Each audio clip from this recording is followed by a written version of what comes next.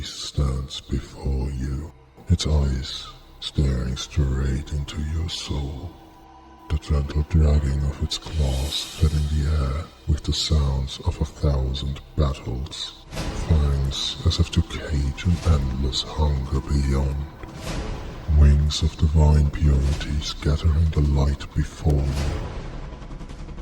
Or is it the impurity of a false god? Tranquility. This flesh become harbinger of death has long drawn its conclusion. It finally deems you a worthy challenger. It is here for you.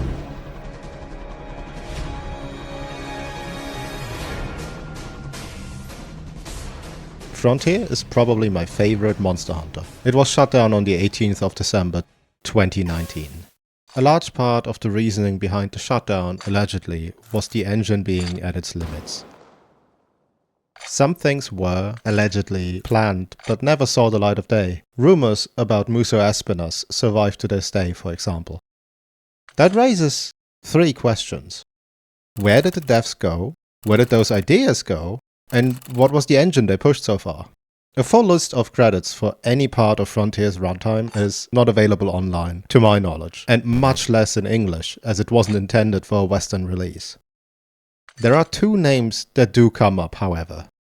Teruki Miyashita and Tsunano Genki, 2 of the producers behind the project. I tried to find how to pronounce these 2 and I hope I got it right. Mr. Teruki, also known respectfully as Spider Monkey, with the closure of Frontier would resign and or go on to work on a game called Deep Down, a free-to-play Capcom game for the PlayStation 4. Besides the nostalgic answer of try, my favorite mainline entry to the Monster Hunter franchise is Ricebreak. Needless to say, it's difficult to track down the involvement of each and every person on each and every game, and thankfully that's also overkill. Hold up. Alright. I think it's fair to assume that many of the hands and minds behind Frontier moved on to the mainline games after the fact. And it shows.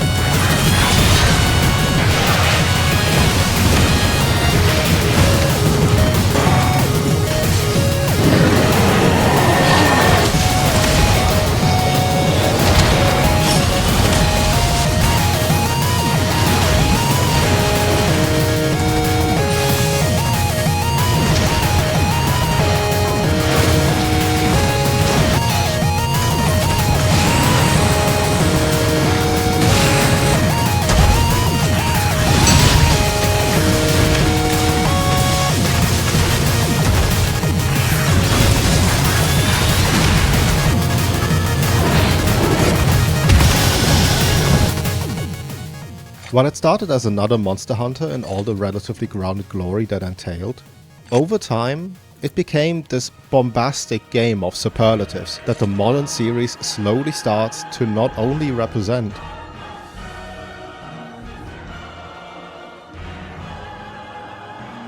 but even exceed. Take Risen Shagaru Magala for example. Shaggy is part of Frontier, but even at its most extreme, it is more tame, but more flashy than what Sunbreak dared to do.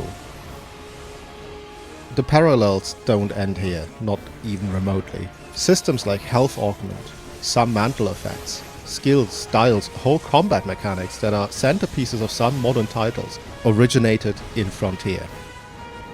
Health augment is just nerfed vampirism. Evasion mantle and later adrenaline rush, stylish assault. Racism? You betcha. Festival bonus?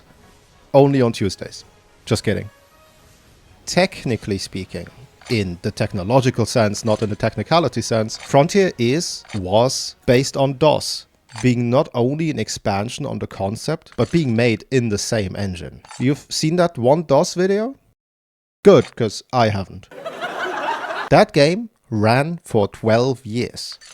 Weapons often reinvent themselves between different titles, sometimes between different updates nowadays, and the Frontier variants are no different. While Magnet Spike and Tonfas are exclusive to it, Even something as mundane as dual swords, not blade, swags or longsword are extremely different to what a pure mainline enjoyer would recognize, even if they mained their weapon in ancient gen. This is by necessity if you consider that Frontier, at its heart, is an MMO.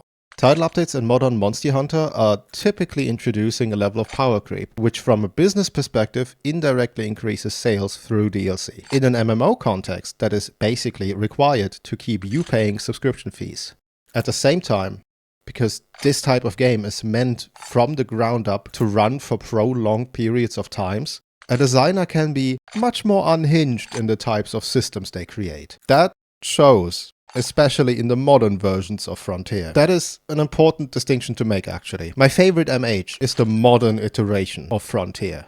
I haven't played when it was live, but just based on the inherent jank and bugs I've encountered, and naturally the monetization structure it reportedly had, it's different by necessity. There's systems that reward playing from specific internet cafes. Daily login bonus systems, yes, plural. There's gambling, there's Pokemon battles, there's daily and weekly and monthly and season-based shenanigans, girlfriend finders, paying to turn any quest into objective survive. Most of that is timed with more leniency and also by necessity available free of charge nowadays. Where there's planing, there's chips, as we say on this side of the pond, and there certainly are some chips that warrant mentioning.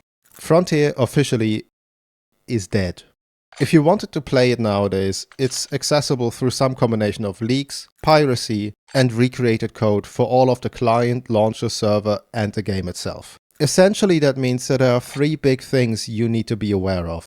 Capcom could, at any time, obliterate any and all projects working on preserving and keeping Frontier alive. All of us Frontier enjoyers are wholly dependent on their goodwill to just not do that.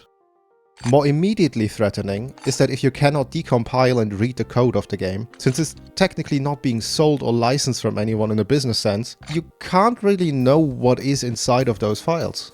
It wouldn't be the first, nor the last time, something malicious could be hiding in something game adjacent.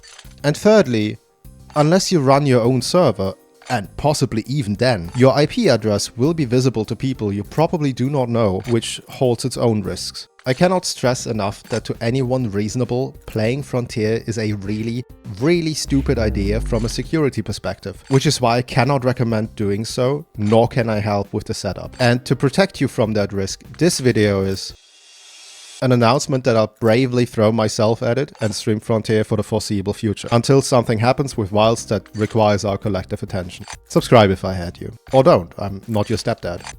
Yet. I really like Frontier. There is so many ways to progress and so many things to do. Frontier can highlight the direction mainline Monster Hunter is going to go, and the dangers and downsides of those design choices. Ultimately, I'd like to bridge the gap between the two very different and yet so similar approaches to the franchise, highlight the differences and similarities, and explore how mainline builds upon this very special title. Let me know what you think of the approach in the comments. Alright, like and subscribe. I wanted to try saying that now, and thanks for hanging around. The beast approaches.